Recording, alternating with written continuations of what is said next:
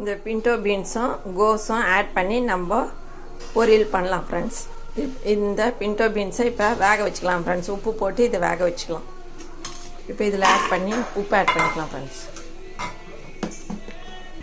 இதில் கொஞ்சமாக உப்பு ஆட் பண்ணி வேக வச்சுக்கலாம்.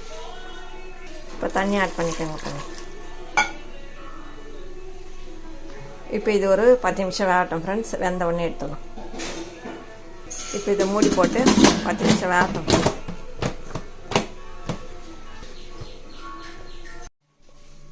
இந்த பிண்டோ பீன்ஸு இப்போ வெந்துச்சு ஃப்ரெண்ட்ஸ். இதை கப்பில் எடுத்துடலாம் ஃப்ரெண்ட்ஸு.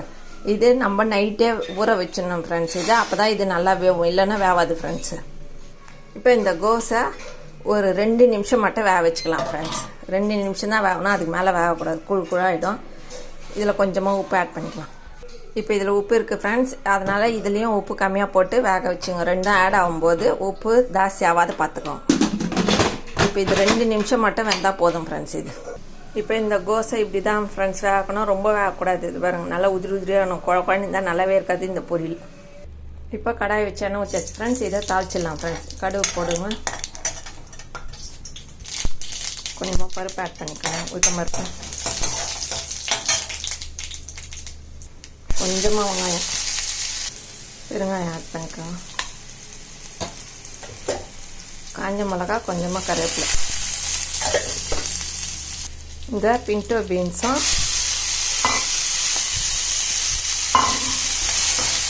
இதை ஒரு வதக்கிடுங்க. பிண்டோ பீன்ஸை இது ரொம்ப ஹெல்த்து ஃப்ரெண்ட்ஸ். இந்த பிண்டோ பீன்ஸை முன்னாலே ஊற வச்சுட்டு அப்புறம் தான் மறுநாள் தான் இது வேக வைக்க முடியும். அப்பையெல்லாம் வேக வைக்க முடியாது ஊற வச்சிங்கன்னா. இதில் கோஸும் பச்சை மிளகாவும் ஆட் பண்ணிக்கோங்க. இந்த பிண்டோ பீன்ஸும் கோஸும் நல்லா இந்த கலரி விட்டுடுங்க ஃப்ரெண்ட்ஸ்.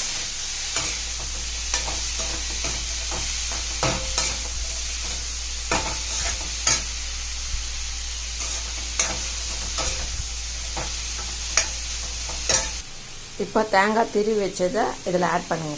அப்போ தான் டேஸ்ட்டாக இருக்கும். அரைக்காதீங்க, திருவி ஆட் பண்ணுங்க, செம்ம டேஸ்ட்டாக இருக்கும் ஃப்ரெண்ட்ஸ்.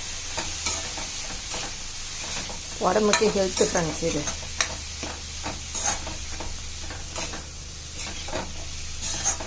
இப்போ இது ரெடி ஆயிடுச்சு ஃப்ரெண்ட்ஸ்.